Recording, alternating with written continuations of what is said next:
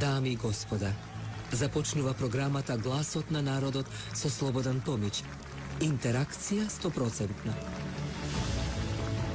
Кажете си се што ви лежи на срцето и тежи на душата. Тука сме да ви помогнеме.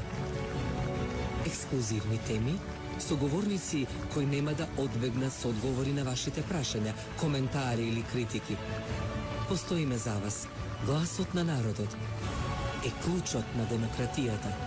Гласот на народот со Слободан Томич во живо.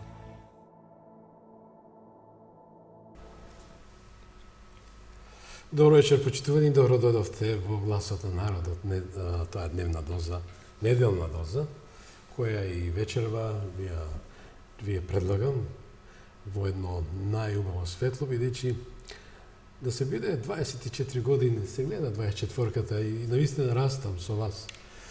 Не е лесно. 24 години низ Гласот на народот помина од портори на влада до председател на држава. Ова го кажувам од почит, бидејќи да не го слушна Гласот на народот, тешко се доаѓа до дизото во сочувство, фотелјата таа е власт, таа е сласт, но треба да се чува и почитува за волја на вистината, бидејќи без народот, без волјата на народот, ништо не се добива. Но вие ќе добиете многу емисија, добра емисија и убави содржини, и убав соговорник, што викат Охриѓани, а јас секогаш ги љубам, бидејќи таму ми и срцето и душата во Охрид, имајќи факт дека Гласот на народот во време кога веќе градеше една нагорна линија, ние почнавме на 22 мај 2000 година, значи 20 мај таа година, 2003-2004, Висмајор беше, или не, по извршна наредба беше од Али Ахмети, јас да напуштам и заминам од телевизија Македонска, а во реализација на Вранко Црвенковски заминав. Да, успеав да го малце социализирам Гласот на народот, токму во бастионот каде се протива на народната волја и вистината за Македонија. И радосен сум што во тој град на писменоста, на убавината, на суштественоста, после тие 4 години изминати, ми рекоа ти благодарам, господин Томиш, многу ве напаѓавме, али успеавме демократијата да ја положиме. Да, ја положивте. Но дали денска положија македонските пратеници, а демократијата, ќе речам да, бидејќи политиката се е можно. Во политиката е совршенство, дипломатијата е уметност и знаење. Без овие две нешта ништо не се добива. Значи, треба да бидеш вистински лидер, политичар, и колку да не сакаш некои работи, ќе замолчиш, ама за волјата на вистината, за иднината и суштината и суштественоста на нацијата, на народот, ќе одиш напред. Секој час избравме председател собрание, да не биде еден вакуум, пошто некои тоа го сакат, бидејќи политичар треба да има дарба и да знае да говори, и да знае да менеджира, управува и да ја љуби својата татковина. Само ќе му посакам добровечер и добро дојде на мојот драг соговорник, Александар Ристевски, и ќе му речам добровечер и добро дојде. Добро вечер, Томич. Како си? Многу добро. Што значи да бидеш оратор? Да искажеме тоа што е, ајде. Седам сам во мојата соба. Го земам именикот и гледам низ него, да ги побарам некои од моите пријатели. И стајки така низ именикот, приметувам дека добар дел од нив веќе не се меѓу нас. Не, с краја да е. Не се починати. Едноставно, патот поднози се разбегале негде низ светот. Има секакви. Богати, сиромашни, убави, грди, дебели, слаби, неписмени, среднисти, факултетли, магистри. Секакви. Нешто на вистина мора да не е во ред со нашата држава, кога тие во неубавите години од својот живот решиле да скитаат некаде низ светот. Не знам зошто не престанува низ главата да ми се врти една песна што да не бев научил. Како ли она одеше? Вака. И тогаш нема да паднам. И мртов ќе бидам живот. Мене отровни магли со бич ми биеле чело, со дождој ме копале со канџи до рбе, до секоја коска. Јас разбойник, кој немам ништо, имам се. Намуртен, скитни, грешен, што проклество ко вери ги носам. И имам само срце. И ништо освен срце машко. Ништо освен срце машко. Дали на вистина немам ништо? Ништо освен вербата во себе и мислата дека можам да сменам нешто, да направам разлика. Самиот? Нема шанса. Но заедно со останатите? Може би. Ајде барем за миг да се завртиме кон самите себе си и да кажеме дека можеме, дека сме тука и дека не се предаваме. Но тоа ќе го направиме само доколку се откажеме од желбата за еден мандат да заработиме толку колку што нашиот татко и нашиот дедо цел живот не заборавиле. Не заработиле. Да му покажеме на светот дека сме тука, дека постоиме и дека не се продаваме. Македонија е се што имаме. Режи, знаете што следува. Јас само да се ме дополнам уште нешто. Господинот Томич ме измотивира. Мислам дека со мали грешки го кажа. Во овој авторски говор кој го имам напишано јас, со една песна која се вика Ехо на разбойничката од Славко Јаневски. Ова е говор кој јас го имам кажувано пред 19 години. Така да, секој чест сам себе да се пофалам, еве 19 години го памтам тој говор кој го кажав тогаш и после 19 години со ситници го кажав, мислам дека приближно во таа форма кога тогаш го изразив. Така беше предизвиките, ева беше почитувани, значи ова ништо не, ова све е спонтано. А нема да биде спонтано кога режијата ќе го пушти джинглот и се враќаме и ќе продолжиме кај што да стане. Останете со нас. Гласот на народот со Слободан Томич. Гледајте ме. Да, тоа е, кога имаш дарба од Бога дадено, никој не може да ти ја земе. Дарба да се биде и политичар, и политички аналитичар, и добар оратор, тоа не се купува. Тоа се стекнува. Така ли е, господин Александар? Па јас мислам дека е прашање на минат труд. Јас сум од онаа генерација на луѓе во своите рани или средни 40-ти, кои животот го ставивме во активностите на општественото влијание и на политиката.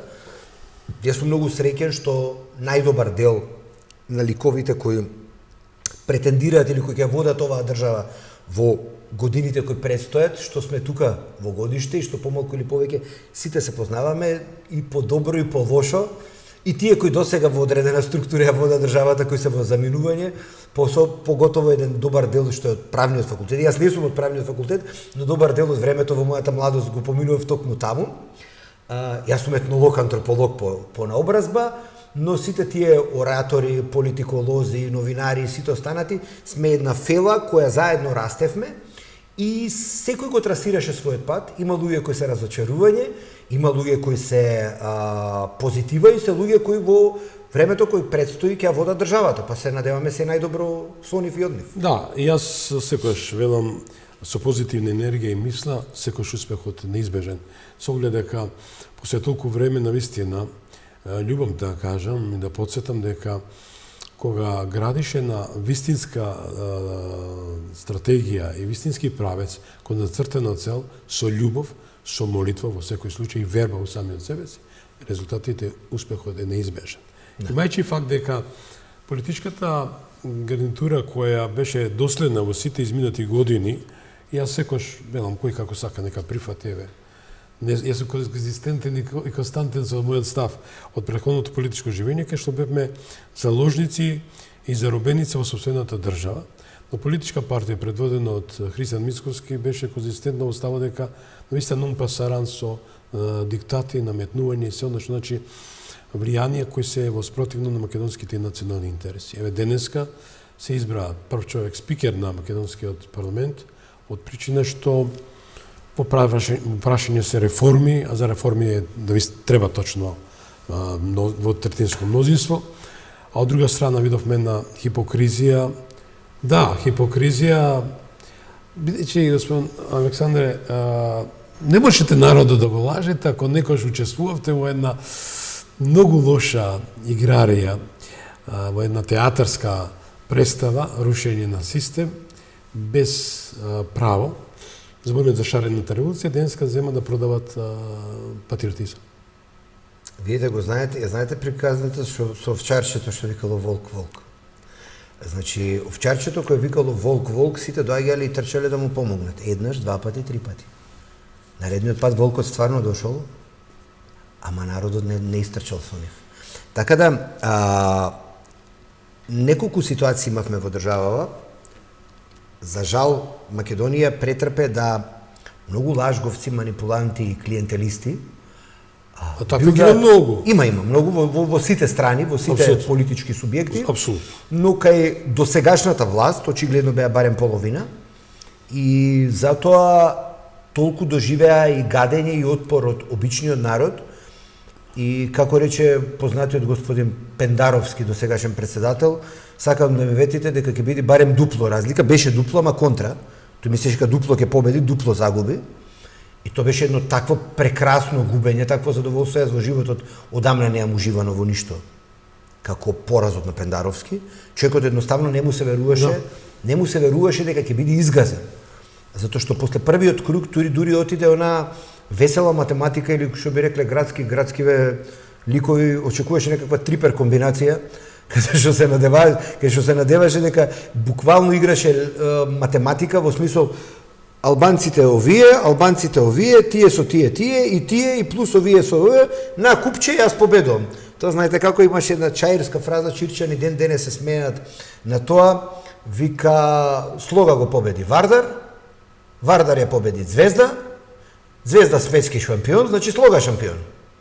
Така да тој отиде по таа некаква логика дека иако губи, јас мојата денешна колумна не знам дали излезе, дали објавена, ја пратив пред неколку часа, се вика баш околу коалицијскиот капацитет, нели?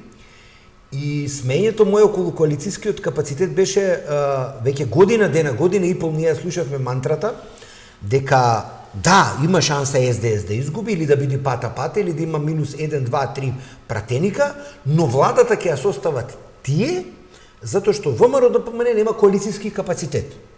Тие не само што не ја освоја владата, него дојдоа на ситуација да молат, да коленичат, дуи да изгуби пратеник или тие да добијат, за да не бидат трета политичка сила. Јас во едно интервју и кај вас и на други телевизии спомнав една работа.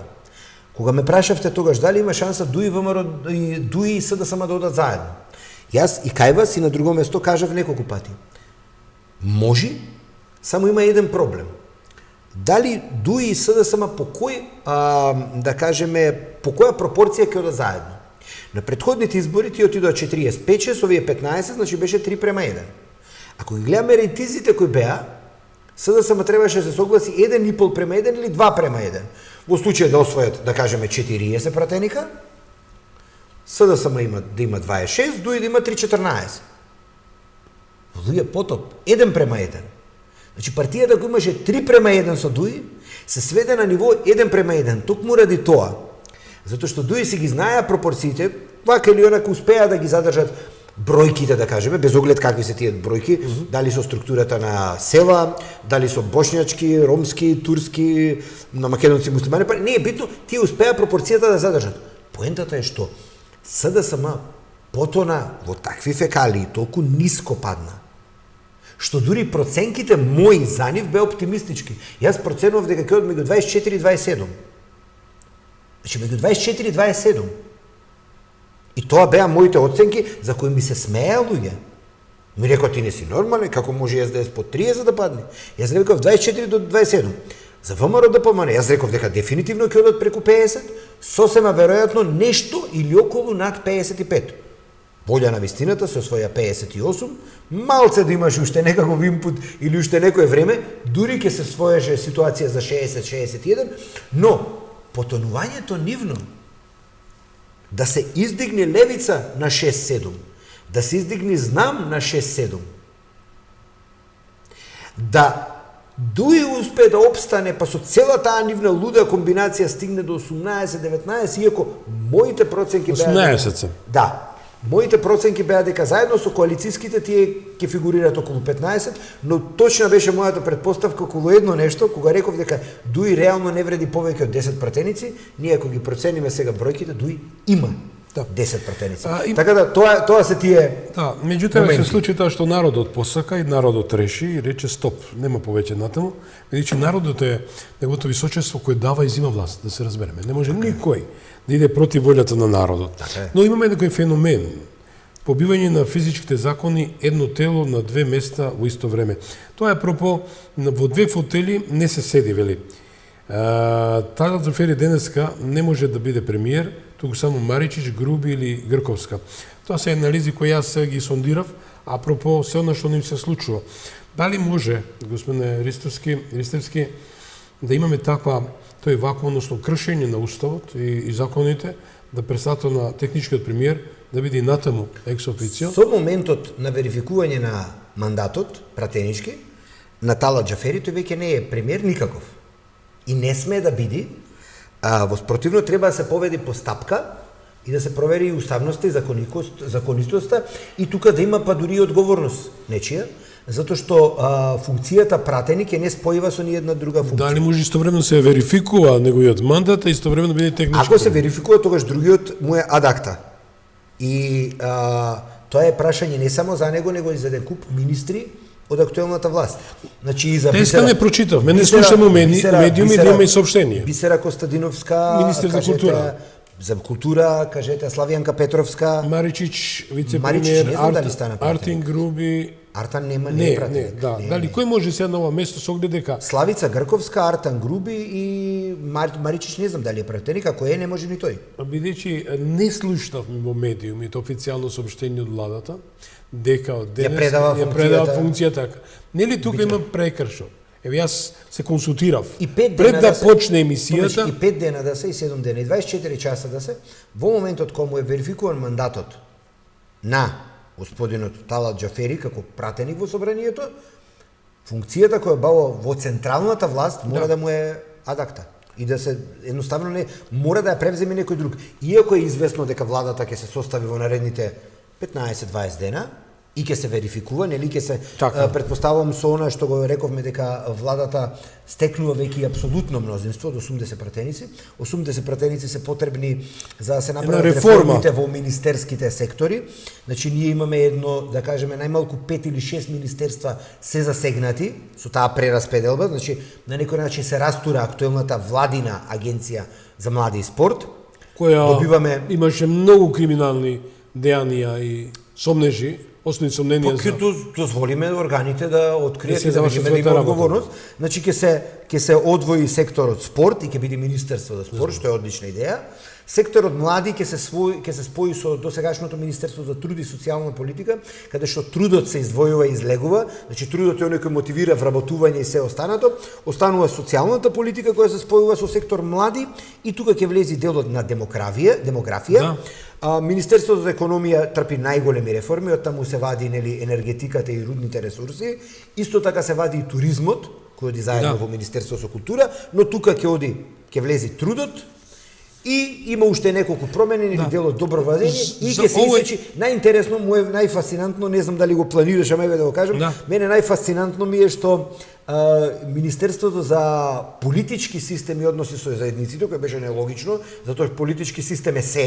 Значи, фактички ние направивме втор премиер со тоа. Паралелна влада. Да. Политички систем се крати, затоа што се што државата води е политички систем. Беше фудбалски терен, мали голчиња. Остана Министерство за односи со заедниците.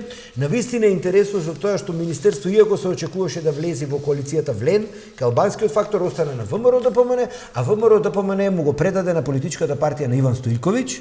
Така да ќе биде многу интересно до сегашното министерство, кој беше своевидно дувло на екипата на Артан Груби, да ја води представник на српската етничка заедница. Навистина ќе биде интересно да видиме како ќе се разви и мислам дека конечно тоа министерство и конечно ќе добие застапеност реална на србите, на бошњаците, на власите, и другите заедници, да. Има таму во министерство. Но ајде за име за овој феномен, господин Ристевски, што навистина е лајт мотив од вечерашната емисија. Да. А морам да спомнам како деца во времето на Тито, мада јас не сум злочест, не го потребувам тоа, мада и покрај тоа го спомнуваат дезертер, ово, она, тоа секој ќе се одговара и си го има како дел од минатото. Меѓутоа, како деца многу го доживувале Јосип Брз Тито, дури и лидер на политичка партија од македонска страна се облакал како генерал и така натаму.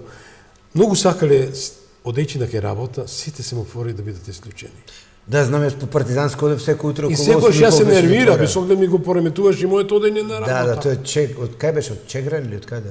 Па не само, имаш уште некој така што кога оде на работа, значи сите семафори беа блокирани и се нов режим. Тоа е некој ниво на што се должи сето тоа и таа желба, таа фрустрација, тоа. Со еден пријател новинар правиме муабет неодамна и вика, знаеш што е проблем, вика, на Македонија, што вика, ние Македонија, вика, цело богатство што го имаат луѓето, обично прва и втора генерација.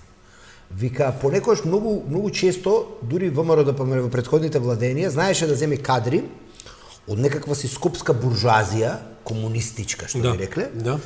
И јас немав ништо против од тоа ако беше прав кадар. Зошто? Затоа што вика таа буржуазија веќе трета генерација. Зошто? Па дедо му бил некој ран комунист, некој партизан, првоборец или нели се етаблирал во центарот на градот или во другите градови. Син му негов, кој се родил, да кажеме, 60-та бил некој нешто. Наследил нешто. Тоа дете што е родено доцни 70 и 80, веќе има шлиф на некаква општествена елита и внимава да не го обрука семејството. Ние имаме многу србите имаат интересна фраза Скороевич. Скороевич се понаша бахато, се однесува агресивно, се однесува простачки. Што сакам да кажам? Вие која гледате америчка елита или европска елита, 4-та, 5-та, 6-та генерација, тој е израз на, да кажеме, средна и висока класа. Да. И тие се воспитани, културни со манири, да, има девијации, има секакви овона, но тие се исклучоците. Во главном, функционират, нели имаат однесување, имаат образование, па ги пратиле во странство.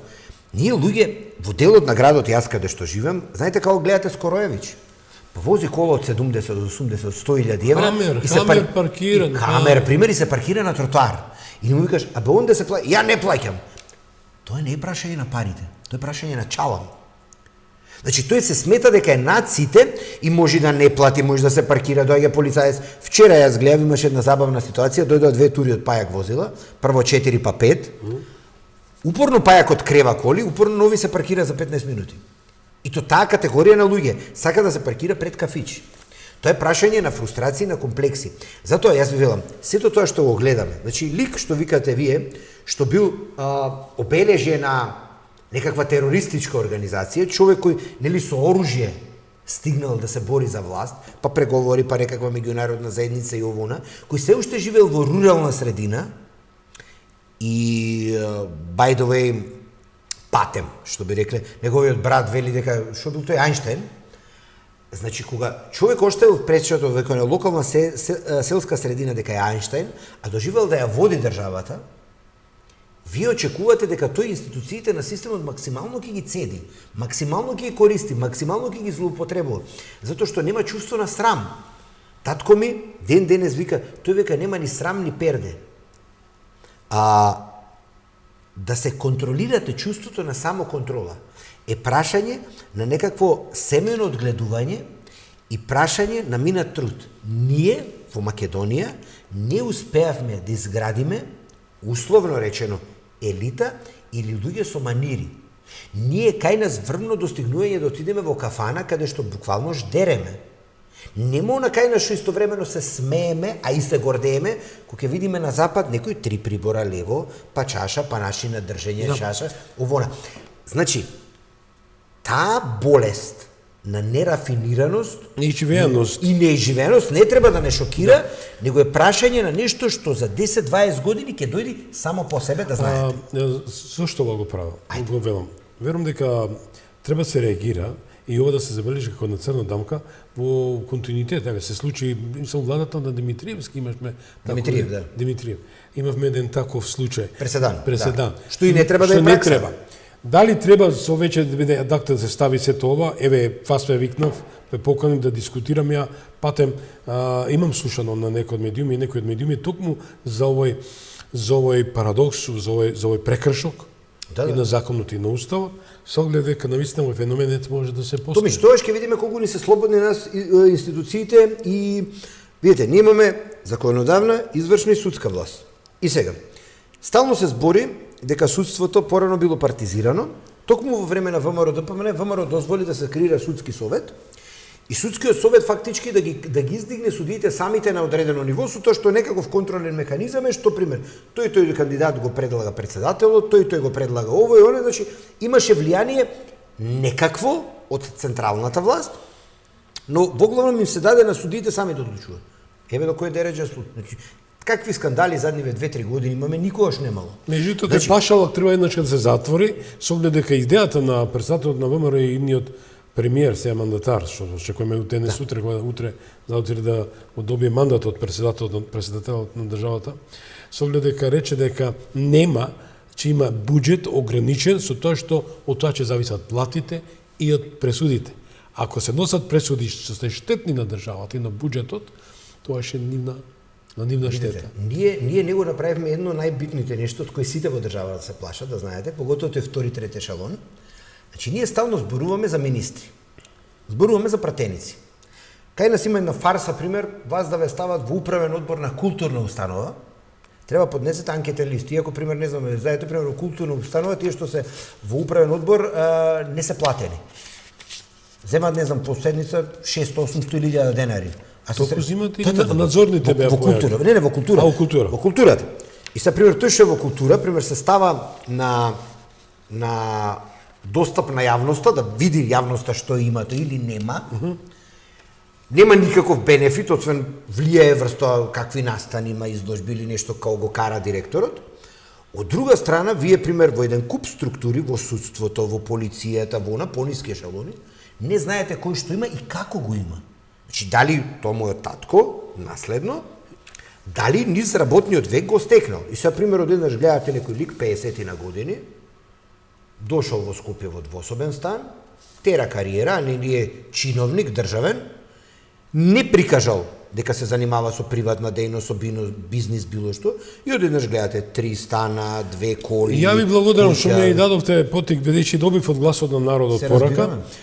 И еве јас морам тоа да артикулирам, бидејќи ова е парадокс, почитувани гледачи. Зошто велам парадокс? Добро. Јас имам 65 години, во целиот мој животен век, 44 години сум во мас медиуми, направив преку 5-6 емисии, преку многу интервјуа, меѓутоа не можам никош, ова за мене е научна фантастика. Лекар во Министерство за здравство, во рамките на Министерство за здравство, директор на една институција, на референтна установа здравствена, кога јас го прочитам и го испратија на мојот профил и вели: господин Томич, ве молам, ова објавите го. Јас нема, само ќе дадам некои информации, со оглед дека се работи за доктор во една хируршка клиника во Скопје, кој превземал некоја функција од претходно директор референтен, а е неиздвижен име од господин Ристевски, верувајте ми што испратија, ова ни, да речем, најголемиот, кажете, Саудиска Аравија по титули кој се шејк, емир, да, 50 годишен човек ли колку има. Почитувани гледачи, верувајте ми, само можам вака да од тука ви дословам, ова не знам у кој формат, седмица, осмица, Ивана Собиди нешто ми напред, тука гледам преку 20 ставки. Верувајте, за 50 години 20 ставки, тоа се 6 стана има само во еден град, кај што имаме езеро, 2-3 стана има во Скопје, деловни простори, има, чекайте, 1, 2, 3, многу, ја едно комплекс да си добие човек. Не ми е мене комплекс, сум чесен, задоволен. Колку сум задоволен, тоа сами ја знам. Меѓутоа, не можам да треба да сонувам од 3-4 живота. Секоја чест. Навистина, ова секоја чест. Дали конечно власта или ВМРО ДПМН, која даде збор и заклетва дека ќе се бори против криминалот, корупцијата и сите вакви луѓе со лепливи прсти, народна забелешка, да се испитат потекло на имотот и конфискација. Тоа беше во неколку гостувања кај тебе и на други места јас сум рекол. Ние немаме проблем со законски одредби, промена на структури или било што. Ние имаме проблем само со една работа. Да. Човечки фактор. Да, 6 стана има само тоа. Ние според закон, да знаеш, еве сега ти кажам, ние сега имаме закон за било што. Значи, јас пред да падни последната екипа на Државната комисија за спречување корупција, јас реков, вие бевте окей луѓе и окей си го истеравте мандатот, нели се смени околу нова година. Проблемот е еден. Сите иницијативи вие што ги потегнавте, никој не ги процесуира. Тоа значи дека или треба да им се зголеми мандатот, да, и да им се зголеми во смисла на ниво на ингеренции, и тие ингеренции да бидат своевидна наредба кон институциите да се процесуират, или треба да бидат укинети. Затоа што Државната комисија за спречување комисија, јас се сеќавам незината председателка излезе околу нова година на една од националните телевизии и почна да зборува за тоа како, пример, Петко, Станко, Да. ово. И нема никаква задржница. Ни од обвинителство, ни од полиција. И па тогаш, Па што знаете што прави? и одговорил Алцан Груби? Тоа едноставно, но тоа изфрлен збор во ветер, едноставно испукан куршум ветер. Значи, Сака дека нема никаква власт. И сега во државата, вие знаете ли каква законска одредба има? Еден вика треба да се конфискува имот, треба ова. Не, има една работа, многу едноставно.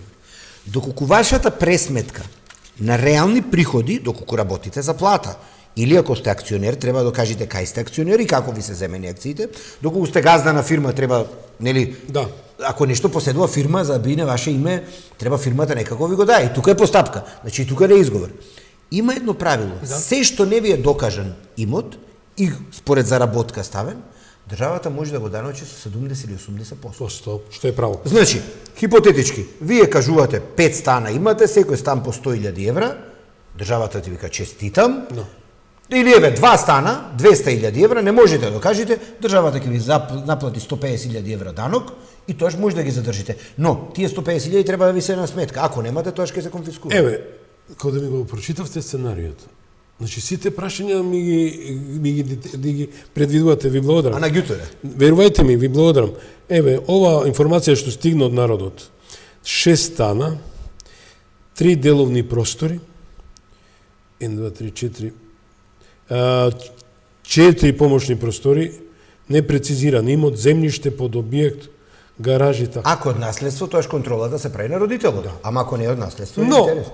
во контекст на тоа, режијата ме следи исто така, гостинка ми беше повеќе пати првиот човек на антикорупција, госпоѓа Слаđana Тасева. Ја се поздравам, ексклузивно ми испратена изјава. Таа е далеко од Македонија. И може со илустрација, стигна една информација и ми ја испрати дека Меѓународната антикорупцијска академија ИАКА со задоволство објавува дека професорката Слаđana Тасева е назначена за декан на ИАКА со важност од 1 јули 2024 година. Професорката Тасева со себе носи богато искуство во борбата против перењето пари, финансиски криминал, корупција и организиран криминал. Тоа е основач на беше првиот председател на Transparency International, еднаку председател на Македонската антикорупцијска комисија, директор на Полициската академија, Скопје и така натаму. Дозволувам само да дадам една информација дека госпоѓата Тасева во мојата емисија рече: "Господин Томич, што мислите? И јас исто не ги почитаме криминалците. Меѓутоа, тие се подготвени еден прст да исечат и да го дадат или да излежат 5-6 години, а да украдат 50 милиони и 500 милиони. Е, тоа е диагнозата на криминалот во Македонија. Оти немаме казнивост. Ние имаме еден друг проблем. Знаете која е разлика меѓу балкански општествено-политички криминалец и реален криминалец во мафија? Или во криминал? Класичниот криминалец, кога почне да се занимава со одредена нелегална, да кажеме, дејност, пошто јас сум во таков дел од градот израснат, Да. добар дел од луѓе што во животот влегле во секакви дејанија, некои успеале, некои пропаднале, некои ги нема меѓу нас, сум ги знаел од детство. И ја знам логиката на матрицата. Матрицата вика вака: човек што е од улица, што се осудува да влезе во криминал, тој во главата има проценето дека некогаш ќе лежи. Да. И тој знае, тој е спремен за тоа. И го планира Да, животот. 5 до 10 години ќе лежи. Проценето. И вика вака: јас дури сум се читал, сите калкулираат со бројка 50 до 55 години. Никој не сонува дека ќе има 80-90. Тоа е многу интересно. Јас, пошто имав дедовци, едниот на 93, отиде другиот на 98, кај мене во фамилија има, поготово кај мажите има една ситуација, или на 50 одиме од стрес, нешто вона, или тераме стотка. И така да јас сум навикнат многу стари лица во моја фамилија да одат 90-100 години, така да ги наследиш. тој ми е репер, чуве Господ. Да. И тие викат вака: јас сега вика имам 20 кусур години, па добро вика, наредни 35 години, 5 години 10 затворен, другите слободен, па се исплати. Значи, Се безбедна генерација. да, па не, он ќе проживее животот, ќе има жена, ќе има деца, ќе обезбеди смештај, стан, коли, убави, се овона, вика после да одам, не ми е жал. И таа матрица е сегде, еве, ако гледате серии и Сопранос и било А зошто е тоа? Оти нема казнивост. Нема... Не, друга е поентата. Добро. Тој знае дека ќе биде казнет. Тој е убеден дека ќе биде Ама казнет. добра казна, не е да Да, речеш... ама не, тие секој се излекуваат, затоа што знаат било каде системот како функционира. Но не да дупка у закон. Така е. Од друга страна, што е проблемот тие што преку политичкиот систем прават проневери? Ние не знам дали приметувате во задните 20, 25, 30 години, секојаш успеваат Трајко, Петко, Блери, Фатмир, не знам кој да го фатат. И ќе го фатат. Што се случува? Тогаш тие плачат, се жалат, кодошат или последната инстанца си ја продаваат државата. Прости ми, папе. Да. И сега, врати отвараат, креват за промена на имево. Јас многу луѓе сум, ја ви кажувам од денешна гледна точка, сум разочаран на еден куп народ од сите политички провиненции, но тоа само покажува една работа. Кога ќе ги фатат одредени репродуктивни органи на Менгеме, кога ќе ви ги стиснат малце посилно, ја знаете што сум викал. Кога можеш да крадеш, можеш и да го јадеш. Значи, биди маж или биди жена, ако си спремен да го натовариш магаренцето, за тоа и да одговараш. Меѓутоа, сега, кај нас не се спремни да одговарат, него се спремни да плачат, да кука, па знаете како е муабетот. Па има жена, има деца, има маж, има фам... добро де, сите имаат помалку или повеќе. Емпатија, дај да не го затварим. Да, па го мачат човекот, па немој, нема смисла. Човече, кога за Трајко или Петко ќе се докаже дека правел проневери, дека местел тендери, дека правел лујдурми, дека нешто што кошта 100.000 е платено милион, извини. И на крајот ќе се доведеме во ситуација да неколку месеци пред да падне таа власт, да донеси закон дека за вршење должност, јавна должност, злоупотреба на службена должност, дека казната затвор е од 1 до 5 години. Томич, по 2 години знаеш дека не се лежи. Чека, знаеш дека не се лежи по 2 години? Можеш да добиеш условна казна. Па у наредни толку и толку години да не го потврди. Па ицо поштарот за 100 кебапи што се почаст или 4 гуми, го тепа, знаете, на Свети Архангел за некој си министер некогашен, за наслава. А зошто бил осуден? Визави тој што украл 300 милиони евра. Товарел магаренци. Значи, бродови. Ние одиме во ситуација таму каде што некои луѓе треба дебело да одговараат, ние одиме во ситуација да има 3 години, 4 години, па после ќе оди на управен суд, па на врховен суд, па вака, па е помилување и нема дело, нема конкретна казна, месо. Друга работа, интересно што на видни функции, дали тоа стопански криминал, некој инспектор, некој виша сила, што ја знам, или ревизор, кај што треба да донесе работата како што треба, државата да функционира, значи без криминал. Дали верувате или не е фер, ама не е фер и од тие, којаш, вака ги гледам. Пака јас и ви имаме 10 прсти. Така. Да се утепаме од работа не можеме, ти не сме по тој спорт да крадеме. Верувате или не? Што ќе да мој пријател, не сум спремен. Не сум спремен. Дали верувате или не дека ќе речам Боже, вика, туку ли е способен човекот? А вика, тој е најгласноговорник, држте го лоповот. И он не е одговорен да стопански криминал, за ревизија и така натаму. Направите му една ревизија на капиталот, што располага, верувате ми. Ја и вие, 4 живота не може да направите. Јас сега полека се расклопува, се одмотува клопчето. Се испостави дека денеска правев муавет со познаник и вика, знаеш, во Скопје, вика, многу работи не се приметуваат, знаеш. И Скопје како е одредена сфера и е заградена и се фигурира во некои рамки, нели, до Петровец, до Сарај, горе до Радишани, ваму до позади Водно и тоа е. И ние не ја сваќаме реалноста во која живеат малите градови и селата. Да. И во тие мали градови и села народот се замина. Да. Значи, денес колешка моја зборуваше за една општина во Гостиварско и вика, да не е таму татко ми 2-3 постари и да не се младите, средна генерација нема.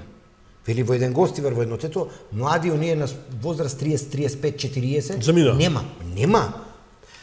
Во некој основно училиште имало 8 паралелки по 30, по 40 ученици пред 20 години. Сега 2 паралелки се по 10. Значи, Поднесувањето на политичките структури и кај македонците и кај албанците не уништи. И ова сега што го зборува Дуи, па дури и актуелнова идна власт со алтернатива, со Беса, со Алијанса и со Крилово на овој кажи го на Изет Меджити. Луѓе, приберете се, тоа што го продавате го брка народот. И вашиот народ. И тие кои вас ви даваат легитимитет, вие ги бркате. И остануваат само крвопиите, паразитите, жртвите и тук таму некој нормален.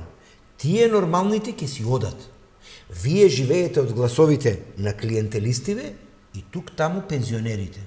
Цела должна почит кон пензионерите, најголеми еве мои почитувачи, обожаватели и следбеници на тоа што го искажувам, благодарам на довербата, но ве молам и вие како трето доба, сега и ти си во меѓутоа, знаеш ли колку ние сме 350.000 народ? Така е, вие сте маса на народ, најодговорна. Колку мандат е тоа? Но ве молам, отворете ги очите и престанете да поддржувате хоштаплери, преваранти и оние кои продаваат некаква сецесионистичка Македонија, некаква поделена Македонија, некакви илириди овона, или пак некои кои сонуваат за огромно македонство дека ќе сме окупирани. Никој ништо нема да окупира. Ние сме дојдени во ситуација да немаме основна репродукција. Ние сме доведени во ситуација, благодарение на предходниве, за кои јас сум рекол дека треба кривично да одговараат за велепредавството и кон јазикот. Не застарува тоа кривично дело никогаш. И тоа треба да ги процесуираме. Значи јас ме рече вика ти ова го кажуваш ко закана. Ма каква заканова е ветување, не е закана. Кој да е? Значи, како што кажи го, како беше оној израелецот што ги гонеше во Јужна Америка Розентал? Да. Не, Визентал. Нас ни требаат луѓе како Симон Визентал, кои ќе си го посветат животот, поготоа правници, јас правник не сум, нас ни требаат правници кои ќе побараат одредени луѓе да одговараат за велепредавство. Веќе гледавме господин Ристовски со вас, навистина и 5 сата да имам емисија, малку е со оглед дека сте пребогат, ова е комплимент ви благодарам Торич. Како помнат од мене и веќе ве промовирав, ако ми дозволите, во гласот на народот. Перспективен сум. И јас навистина и благодарам што бевте мој соговорник. Пред 15 години тоа беше. 15 години и душата ми исполнета, што наистина станавте еден од доста познатите политички аналитичари и да бидам искрен, по препорака на еден мој добар, јак пријател амбасадор, Велицове, те молам, викни го Александар. И беше задоволство што вечер ве третирав меѓу другото и темата феноменот или побивање на физичките закони едно тело на две места во исто време. Се надевам дека господинот Талјат Џафери и сетата тајфа околу него, дека ќе ги соберат, работите, не сакам просто едноставно. Штом е пратеник, не е технички премиер. Така. И од утре треба да имаме назначен нов технички премиер, кој наредните 10 на 15 до 20 веде заменикот кој без разлика. Да. Буквално вршител на должност. Веде. Но со самото констатирање на пратеничкиот мандат, Талат Џафери смешни сме и во светот и секаде кај што дефинираме кога ја ги некоја демократија, некоја држава е владение на закон. Секако. Значи, сум поминал на жолто, било црвено, казни ме, ќе се извинам, тоа е тоа. Да видиме какви се реакциите утре за сето уштеншко и благодарам почитувани. Еве, дисциплинираш, 1 минута до 18 часот. Ви благодарам што бевте со мене и со мојот почитуван соговорник Александар Ристевски, политички аналитичар. Говоревме за побивање на физичките закони, реков едно тело на две места. Говоревме во исто време, говоревме за обврските на господинот Христијан Мицковски како премиер на Република Македонија, дека треба без резервно да се справи со најголемото зло на човештвото, тоа е криминалот, корупцијата, непочитувањето на човековите права, слободата на демократиите, што се основни бенчмарки кои што ние ги исполнивме, но да се врати достоинството.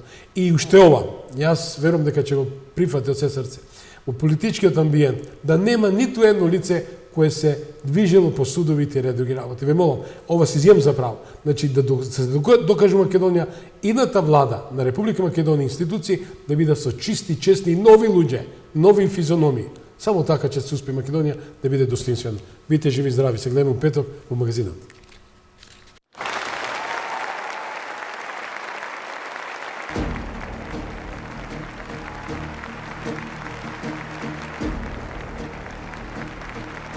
Ви благодариме што бевте дел од гласот на народот со Слободан Томич. Ве очекуваме утре, во исто време, на Вистинска телевизија.